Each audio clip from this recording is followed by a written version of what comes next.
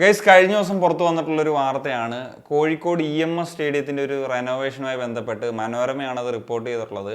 എന്നാൽ ഇപ്പം പല വൃത്തങ്ങളിൽ നിന്നൊക്കെ അറിയാൻ സാധിച്ചാൽ അതിനുള്ളൊരു പോസിബിലിറ്റി ഉണ്ട് എന്നുള്ള തരത്തിലാണ്. നമുക്കറിയാമല്ലോ, ഇപ്പോൾ കോഴിക്കോട് സ്റ്റേഡിയം എന്ന് വെച്ച് കഴിഞ്ഞാൽ ഗോകുലം കേരളയുടെ I ലീഗിലെ ഹോം വെന്യൂ ആണ്, കാലിക്കറ്റ് FCയുടെ SLKയുടെ ഹോം വെന്യൂ ആണ്, നിലവിലിപ്പം കേരള പ്രീമിയർ ലീഗ് മത്സരങ്ങളൊക്കെ നടക്കുന്നൊരു വേദിയാണ്. അങ്ങനെ ഒരുപാട് മത്സരങ്ങൾ അവിടെ വെച്ച് നടക്കുന്നുണ്ട് എന്നുള്ളതാണ്. കോർപ്പറേഷൻ്റെ ഉടമസ്ഥതയിലുള്ള സ്റ്റേഡിയം ഇപ്പോൾ KFA ആണ് അതിൻ്റെ ഒരു കാര്യങ്ങളൊക്കെ നോക്കുന്നത്. അപ്പം KFAയുടെ ഒരു ഫണ്ടിൽ നിന്ന് തന്നെ ഒരു റെനോവേഷൻ പരിപാടികളൊക്കെ നടക്കും എന്നുള്ളതാണ് ഈ ഒരു റിപ്പോർട്ടിൽ പറയുന്നത്.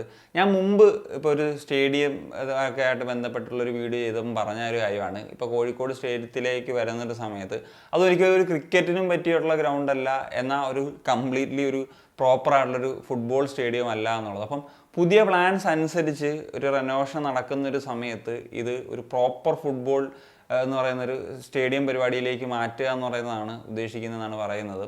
അതായത് ഇപ്പം സ്റ്റാൻഡൊക്കെ കുറച്ചും കൂടി ഫീൽഡുമായിട്ട് അടുപ്പിച്ചിട്ട് ആ ഒരു പ്രോപ്പർ ഫുട്ബോൾ സ്റ്റേഡിയം എന്ന് പറയുന്നൊരു രീതിയിലേക്ക് മാറ്റുക എന്നുള്ളത്. നമുക്കറിയാലോ, റൂമേഴ്സും കാര്യങ്ങളൊക്കെ നിലനിൽക്കുന്നുണ്ട്. ISLലെ ഇപ്പം വരുന്ന സീസണിലേക്ക് ചിലപ്പം കുറച്ച് മത്സരങ്ങൾ കോഴിക്കോടേക്ക് കൊണ്ടുവരാമെന്ന് പറയുന്നൊരു പരിപാടി. അപ്പം അതും ഒരുപക്ഷെ ഇത് മുന്നിൽ കണ്ടിട്ടാണോ എന്നുള്ളത് അറിയത്തില്ല. എന്താണെങ്കിലും നിലവിൽ ഈ പറയുന്ന പോലെ ഒരു കംപ്ലീറ്റ് ഒരു ഫുട്ബോൾ സ്റ്റേഡിയം എന്ന് പറയുന്ന രീതിയിലേക്ക് കൊണ്ടുവന്നു കഴിഞ്ഞാൽ അതൊരു നല്ല കാര്യം തന്നെയായിരിക്കും.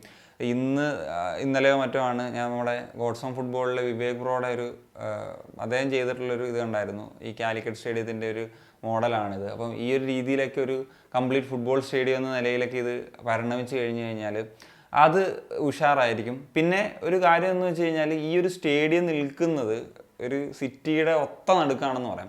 അതായത് നമ്മൾ റോഡിൽ നിന്ന് നേരെ സ്റ്റേഡിയത്തിലേക്ക് കയറുന്നൊരു പരിപാടിയാണ് ഉള്ളത്. ഇപ്പം സ്റ്റേഡിയം ഈ പറഞ്ഞ പോലെ കുറച്ചും കൂടി ഗ്രൗണ്ടായിട്ടൊക്കെ അടുപ്പിക്കുന്ന സമയത്ത് ചിലപ്പം പാർക്കിംഗ് സൗകര്യം, ചിലപ്പോൾ അണ്ടർഗ്രൗണ്ട് പാർക്കിംഗ് ഇങ്ങനെയുള്ള സാഹചര്യമൊക്കെ പറയുന്നു. പക്ഷേ ഈ പറഞ്ഞ പോലെ നേരിട്ട് ഈ പറഞ്ഞ റോഡിൽ നിന്ന് അങ്ങനത്തെ ഒരു സെറ്റപ്പ് ആയതുകൊണ്ട് തന്നെ കപ്പാസിറ്റിയുടെ കാര്യത്തിലൊക്കെ ഒരു ലിമിറ്റ് വെക്കേണ്ട സാഹചര്യം വരും. കാരണം സെക്യൂരിറ്റി റീസൺസ് ഒക്കെ ഉണ്ട്. നമുക്കറിയാലോ, കൊച്ചിയിലൊക്കെ പോയിട്ടുള്ളവർക്കറിയാം, കൊച്ചി സ്റ്റേഡിയം ആ ഒരു റൗണ്ട് അല്ലെങ്കിൽ സെക്യൂരിറ്റി ഇതൊക്കെ കഴിഞ്ഞിട്ട് ഒരുപാട് സ്പേസ് ഉണ്ട്, അത്രമാത്രം സ്പേസ് ഒന്നും ഇല്ല. ഞാൻ പറഞ്ഞാൽ നേരിട്ട് നമ്മൾ റോഡിൽ നിന്ന് നേരെ സ്റ്റേഡിയത്തിലേക്ക് കയറുന്നൊരു പരിപാടിയാണ്. പിന്നെ കടമുറികൾ അത് കേരളത്തിലെ സ്റ്റേഡിയങ്ങളിൽ നിർബന്ധമാണ്. അത് കോഴിക്കോട് സ്റ്റേഡിയത്തിലും ഉണ്ട് എന്നുള്ളൊരു സാഹചര്യമാണുള്ളത്. എന്താണെങ്കിലും ഈ പറഞ്ഞൊരു സ്റ്റേഡിയം എന്നൊരു രീതിയിലേക്ക് വരുന്ന സമയത്ത് ഇപ്പം കൊച്ചി സ്റ്റേഡിയത്തെക്കാൾ ഒരു റെനോവേഷൻ നടത്തി പെട്ടെന്ന് തന്നെ ഒരു ഫുട്ബോൾ സ്റ്റേഡിയം എന്ന നിലയിൽ പരിണമിക്കാൻ കുറച്ചും കൂടി നല്ലത്, അല്ലെങ്കിൽ പെട്ടെന്ന് സാധ്യമാകുന്നത് കോഴിക്കോട് സ്റ്റേഡിയത്തിനായിരിക്കും.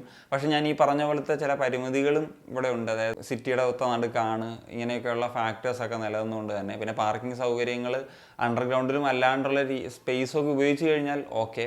So that's it. അപ്പോൾ നമ്മുടെ നാട്ടിൽ ഒരു പ്രോപ്പർ ഫുട്ബോൾ സ്റ്റേഡിയം വരിക എന്ന് പറയുന്നത് വളരെ ഇമ്പോർട്ടൻ്റ് ആയിട്ടുള്ള കാര്യമാണ്. ഈ റെനോവേഷൻ നടക്കുന്നൊരു സാഹചര്യത്തിലെങ്കിലും ഇപ്പം അതിനൊരു പ്രോപ്പർ ഫുട്ബോൾ സ്റ്റേഡിയം എന്ന് പറയുന്ന സ്ട്രക്ചറിലേക്ക് മാറ്റുക. അപ്പം KFAക്ക് അങ്ങനത്തെ പ്ലാൻസ് ഒക്കെ ഉണ്ട് എന്നുള്ളത് മുമ്പ് സംസാരിച്ചിട്ടുള്ളതാണ്. അപ്പം കപ്പാസിറ്റിയൊക്കെ കുറച്ചും കൂടി കുറഞ്ഞാലും ആ ഒരു പ്രോപ്പർ ഫുട്ബോളിംഗ് വ്യൂ എന്ന് പറയുന്ന ഒരു എക്സ്പീരിയൻസ് ആരാധകർക്ക് കൊടുക്കുന്ന രീതിയിലേക്ക് കൊണ്ടുവന്നു കഴിഞ്ഞാൽ അതൊരു നല്ല തീരുമാനമായിരിക്കും എന്നുള്ളതാണ് എനിക്ക് തോന്നുന്നത്. So that's it guys. അപ്പോൾ എന്താണ് നിങ്ങളുടെ ഒപ്പീനിയൻ ഈ വിഷയത്തിൽ? തീർച്ചയായിട്ടും കമ്പോസ് ചെയ്യാൻ പറ്റും.